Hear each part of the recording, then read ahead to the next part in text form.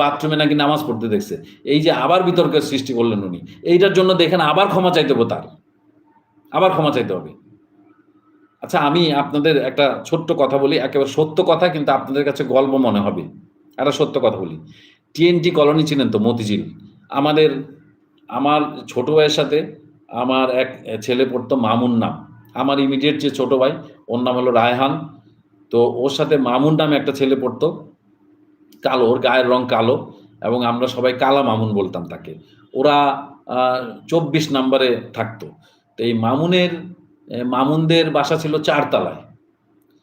তো মামুনের TNT colony আপনি দেখবেন যে বাথরুম এবং টয়লেট কিন্তু আলাদা, আলাদা। অর্থাৎ গোসলের জায়গা আলাদা, গোসলখানা আলাদা আর টয়লেট এটা আলাদা। টিএনটি কলোনিতে এই সুবিধা টিএনটি কলোনিতে আপনি অজু করতে পারবেন বাথরুমে গিয়ে কারণ গোসলের জায়গাটা আলাদা মানে বাথরুম এবং টয়লেট এটা পুরা পৃথক। বুঝতে পারছেন?